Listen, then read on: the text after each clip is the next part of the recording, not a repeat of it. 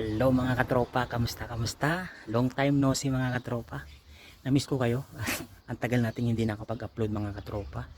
At dahil dito ay papalit-palit ng panahon mga katropa, malamig, mainit, tapos malamig, tapos medyo aambon at akala mo uulan ng malakas kasi medyo madilim yung kalangitan mga katropa, pero ambon lang siya mga katropa. Tapos ang dumi ng ulan niya or yung ambon niya, may halong parang putik mga katropa, kaya medyo ingat-ingat kami dito sa mga sakit mga katropa, dahil hindi talaga siya ulan na talagang ulan na as in buhos na ulan mga katropa, iba dito.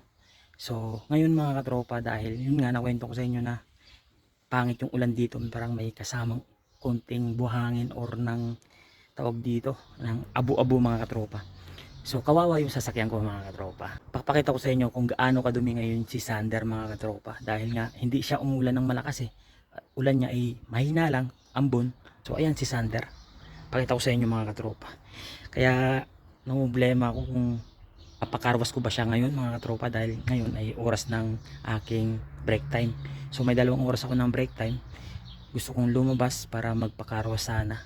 Mga 15 minutes tapos na yan, kasi medyo malapit lang naman dito. Pero tingin ko parang uulan na naman, ayan oh, aambon na naman. So sayang lang yung 10 euro ko kung papaliguan ko siya ngayon mga katropa. So nagdadalawang isip ako kung magsasayang ba ako ng 10 euro or hindi. Kasi 10 euro din mga katropa yung pagkakarwas dito. Tapos siyempre bubula-bulahin ka nung nagkakarwas doon, medyo bibigyan mo pa ng tip 2 euro or 2 euro. Parang nagbayad ka na rin ng 12 euro mga katropa. So yung namang mga nagkakarwas doon ay tropa ko na, minsan binibigyan ko na lang din ng pangyosi nila, pero parang nanghihinayang ako na magpakarwas mga katropa. So tara, pakita ko sa inyo kung gaano karumi si Sander mga katropa. So ayan mga katropa, pakita ko sa inyo ng malapitan ayan oh, kita nyo yan, grabe.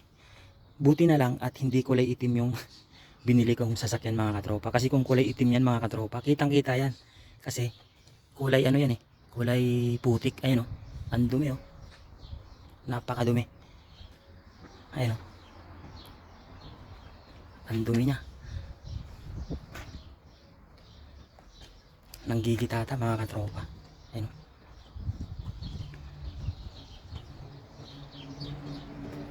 Dito lalo, ayun oh, kita nyo yung kita nyo yung bakat ng alikabok. Kaya ko tinawag na Sander to mga katropa, kasi Sandero, diba? Sandero, Sanders.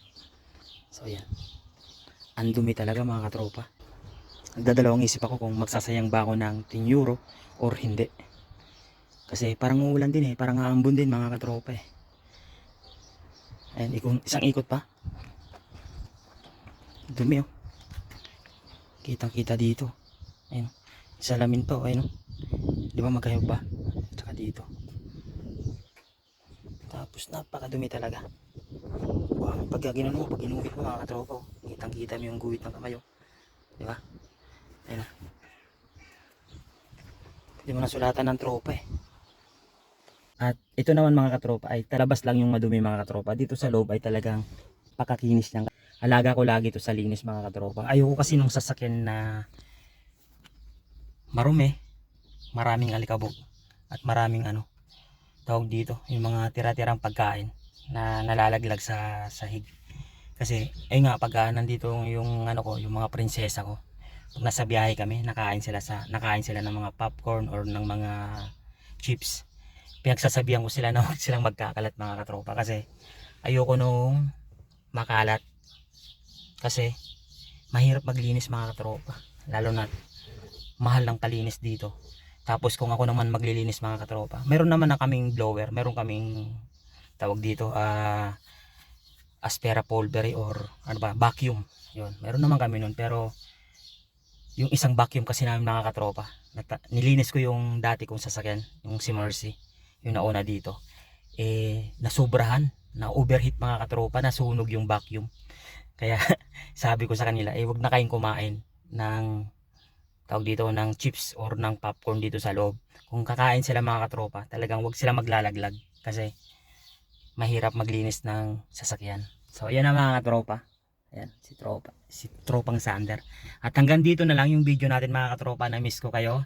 At si tropa nyo ay medyo hataw ngayong itong buwan na to hanggang September to mga katropa. Dahil tag-init na dito, maraming trabaho na nag-aantay, maraming opportunity na talagang para kay tropa. So babakbak tayo ngayong buwan na to mga katropa. Maraming salamat at nandyan lang kayo palagi. Bye bye and God bless sa ating lahat.